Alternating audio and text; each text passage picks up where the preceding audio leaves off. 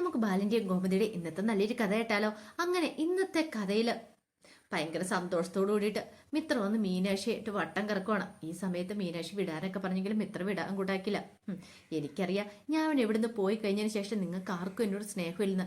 ഞാൻ കരുതി ശ്രീദേവിയെടുത്തി മീനി ചേച്ചിയൊക്കെ എന്നെ വിളിക്കുന്നു, പക്ഷെ ആരും വിളിച്ചില്ല. അല്ല, ഞാൻ ട്രെയിനിങ്ങിന് പോയ സമയത്തെ എനിക്കൊരു എനർജിയൊക്കെ തരും വിളിച്ചിട്ട് നന്നായിട്ട് ട്രെയിനിങ് ഒക്കെ അറ്റൻഡ് ചെയ്യണമെന്ന്. പക്ഷെ ഇതൊന്നും ഉണ്ടായില്ല. അതെ, ഇവിടുന്ന് പോയി കഴിഞ്ഞപ്പോൾ എന്നെ വിളിച്ചിട്ടുണ്ടായിരുന്നു ആദ്യം 1-2 ദിവസം. പിന്നെ വിളിയില്ല, പറച്ചിലും ഇല്ല. ഇതെന്ത് പറ്റി നിങ്ങൾക്കൊക്കെ? ഞാൻ കാണിച്ചു കൊടുക്കുന്നുണ്ട്. ശ്രീദേവി ചേച്ചിയും കൂടെ ഒന്ന് പോയി ചോദിക്കട്ടെ. അത് കേട്ടപ്പം മീനാക്ഷി ഗോമതിയെ നോക്കുവാണ്. ഗോമതി ആരിനൊന്നും മിണ്ടാ നിൽക്കണം. അതെ, ഇങ്ങോട്ടേക്ക് വന്നേന്നും പറഞ്ഞു മീനിന്റെ കയ്യെ പിടിച്ചങ്ങോട്ട് വലിച്ചു. ചേച്ചിയും കൂടെ ഇങ്ങോട്ട് വരാൻ പറഞ്ഞു. അങ്ങനെ മുറിയിലേക്ക് കൊണ്ടുപോവാ. ആ സമയത്ത് ഗോമതി ആരിന് പിന്നാലെ ചെല്ലുവാണ്. അങ്ങനെ ചെന്ന് കഴിഞ്ഞപ്പോഴത്തേനും ശ്രീദേവി മുറിയിൽ ഇരിക്കുന്നുണ്ടായിരുന്നു. ശ്രീദേവിയുടെ അടുത്ത് ചെന്നു. എന്നിട്ടും മിത്ര പറഞ്ഞു, എനിക്കറിയാം എന്നോട് നിങ്ങൾക്ക് ആർക്കും ഒരു സ്നേഹമില്ലെന്ന്. എൻ്റെ 2 ഏടത്തിമാരോടും ഞാൻ പിണക്കുക, നിങ്ങളോട് ഞാൻ കൂട്ടില്ല. അതെ, ഞാൻ എൻ്റെ കുഞ്ഞാവയോട് മാത്രമേ ഇനി കൂട്ടുള്ളൂ. അതും പറഞ്ഞിട്ട് മിത്ര വന്നിട്ട് ശ്രീദേവിയുടെ അടുത്തിരുന്നിട്ട് ശ്രീദേവിയുടെ വയറ്റിലേക്ക് ഇങ്ങനെ തല വെക്കുവാണ്. വയറുമേ തല വെച്ച് കഴിഞ്ഞപ്പോഴത്തേനും ശ്രീദേവിയുടെ കണ്ണൊക്കെ നിറഞ്ഞൊഴുകി. ആ സമയം മിത്ര ചോദിച്ചു, എന്താ എന്താ ദേവെടുത്തി നിന്റെ കരയണേന്ന് ചോദിച്ചു. ശ്രീദേവി ഒന്നും മിണ്ടിയില്ല. എന്താ എല്ലാവരും എന്താ ഒന്നും പറയാത്തെ? എല്ലാവരുടെ മുഖത്ത് എന്താ ഒരു വിഷമം എന്ന് ചോദിച്ചു. ആരിനോ ഗോമതി ആരും ഒന്നും മിണ്ടുന്നുണ്ടായിരുന്നില്ല. അപ്പോഴേക്കും മീനാക്ഷി എന്ന് മിത്രയോട് പറഞ്ഞു, നീ ഇങ്ങോട്ടേക്ക് വന്നേന്ന് പറഞ്ഞു. എന്താ? അതെ, ഇനി നീ ദേവി അടുത്തയുടെ കുഞ്ഞിൻ്റെ കാര്യത്തെക്കുറിച്ച് ചോദിക്കരുതെന്ന് പറഞ്ഞു. അതെന്താ ചോദിച്ചാൽ? അത് ആ കുഞ്ഞിനെ നമുക്ക് കിട്ടിയില്ല എന്ന് പറഞ്ഞു. അത് കേട്ട് ഞാൻ മിത്രയ്ക്ക് സഹിക്കാൻ പറ്റില്ല. മിത്ര ഒറ്റ കരച്ചിലായിരുന്നു. പെട്ടെന്ന് മിത്രയും കൂട്ടിക്കൊണ്ട് പുറത്തേക്ക് വരുവാണ് മീനാക്ഷി. ഈ സമയത്ത് ശ്രീദേവി മുറിയിലിരുന്ന് കരയുവാണ്. പുറത്ത് വന്നു കഴിഞ്ഞപ്പോഴത്തേനും മിത്ര ചോദിച്ചു, എന്താ എടുത്തി എന്താ പറയണേ? എന്താ സംഭവിച്ചെന്ന് ചോദിച്ചു. കുഞ്ഞിന് എന്താ സംഭവിച്ചെന്ന് അറിയണമല്ലോ. അപ്പോഴാണ് പറയുന്നത്, അതെ, അപ്പുറത്തെ അലോകില്ലേ, അലോ കാരണമാണ് ശ്രീദേവി എടുത്തിട്ട് കുഞ്ഞു പോയെന്ന് പറഞ്ഞു. അലോ കാരണോ? അതെങ്ങനെ? പിന്നീട് സംഭവങ്ങളൊക്കെ പറയുകയാണ്. അലോക് വീട്ടിലേക്ക് വന്നതും പ്രശ്നങ്ങളുണ്ടായതും ശ്രീദേവി എടുത്തിന് തൊഴിച്ചതും കുഞ്ഞ് അബോർട്ടായി പോയതും അതിനുള്ള എല്ലാ സംഭവങ്ങളും എല്ലാം കേട്ട് കഴിഞ്ഞപ്പോഴത്തേനും മിത്രയ്ക്ക് ഭയങ്കര സങ്കടമായിരുന്നു. മിത്രയ്ക്ക് എന്ത് ചെയ്യണമെന്ന് അറിയില്ല. മിത്ര പെട്ടെന്ന് തന്നെ ശ്രീദേവിയുടെ അടുത്തേക്ക് പോവാണ്. മീനാക്ഷി പറഞ്ഞ കാര്യങ്ങളൊക്കെ കേട്ടിട്ട് ശ്രീദേവിയുടെ അടുത്ത് നിന്നിട്ട് പറഞ്ഞു, സോറി കേട്ടോ ദേവിയെടുത്തി, എനിക്ക് അറിയണ്ടായിരുന്നില്ല ഇതൊക്കെ. അതുകൊണ്ടാണ് ഞാൻ കുഞ്ഞിനെക്കുറിച്ച് ചോദിച്ചാൽ. അല്ലായിരുന്നെങ്കിൽ ഒരിക്കലും ഞാൻ ഇങ്ങനെ ചോദിക്കില്ലായിരുന്നു. എന്നോട് ക്ഷമിക്കണമെന്നും പറഞ്ഞിട്ട് കാലിലേക്ക് വീഴുവാണ്. ശ്രീദേവി പറഞ്ഞു, സാരമില്ല മിത്രേ, നീ അറിയാതെ ചോദിച്ചല്ലേ, അതൊന്നും കാര്യമാക്കണ്ടല്ല, എൻ്റെ വിധിയായതെന്നൊക്കെ പറഞ്ഞ് കരയുവാണ്. ആ സമയത്ത് മീനാക്ഷിയോടായിട്ട് മിത്ര പറഞ്ഞു, മീനാക്ഷി എത്തി നമ്മൾ വേണം ശ്രീദേവിക്ക് താങ്ങും തള്ളുമായിട്ട് നിൽക്കാനായിട്ട്. മീനാക്ഷി പറഞ്ഞു, അതെ, നമ്മൾ 3 പേര് ഒറ്റക്കെട്ടല്ലേ, ഒരു കാരണവശാലും ശ്രീദേവിയുടെ അടുത്ത് ഇനി പഴയതൊന്നും ആലോചിച്ചുകൊണ്ടിരിക്കരുത്. അതെ, പഴയതുപോലെ സന്തോഷമായിട്ട് 3 പേരും കൂടെ ഒരുമിച്ച് പോകണം. എങ്കിൽ മാത്രമേ നമുക്ക് ഇവിടെ നല്ല രീതിയിൽ സന്തോഷത്തോടെ മുന്നോട്ട് പോകാൻ പറ്റുള്ളൂ എന്നൊക്കെ പറഞ്ഞു. അങ്ങനെയല്ലേ, ശരിയല്ലേ എന്ന് ചോദിച്ചുകൊണ്ട് ശ്രീദേവി കെട്ടിപ്പിടിക്കുകയാണ് മിത്ര.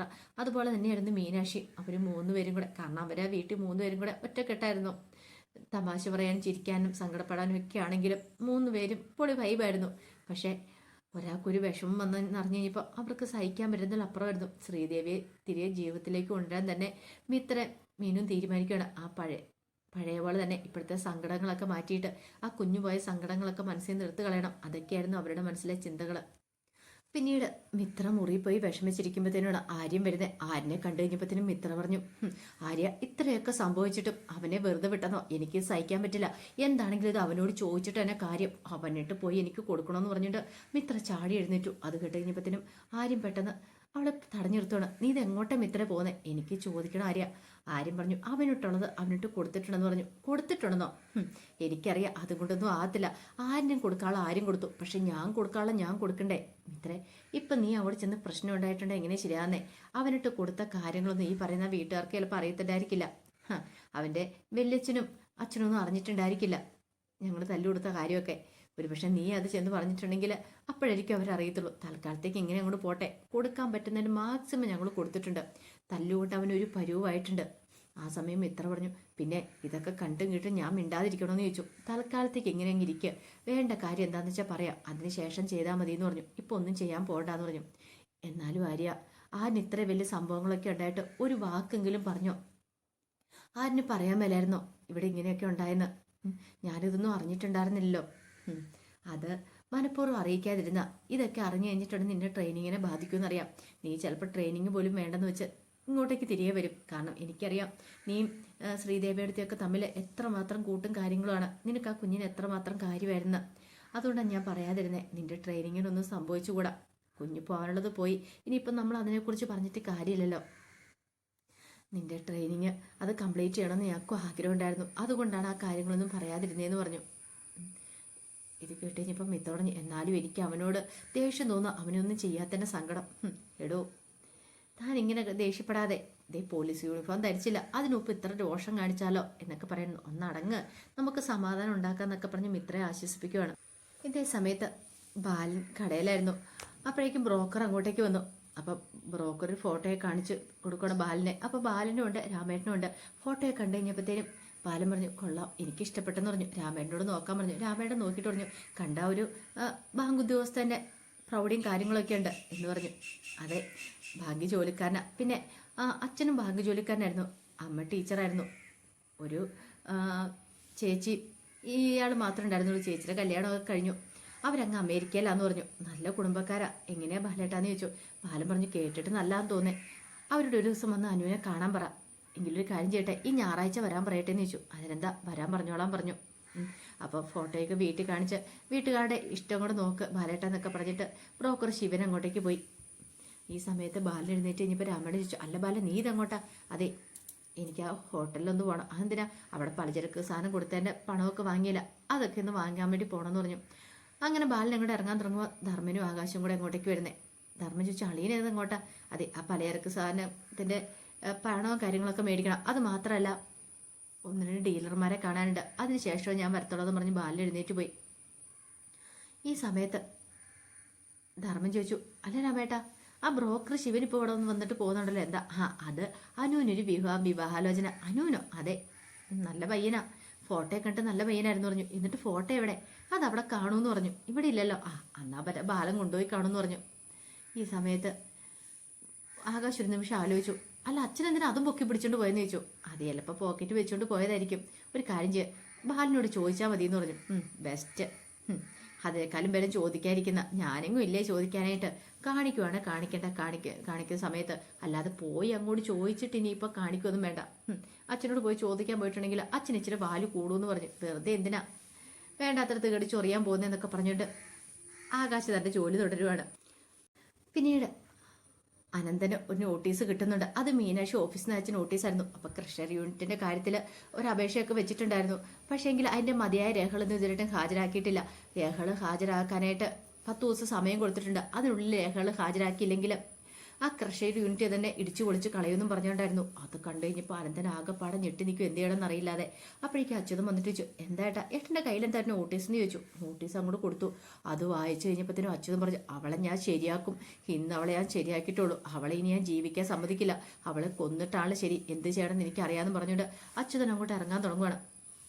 അപ്പോഴേക്കും അച്യുതനെ തടഞ്ഞു അനന്തന്. ദേ, എടുത്തു ചാടി ഒരു തീരുമാനമൊന്നും എടുക്കരുതെന്ന് പറഞ്ഞു.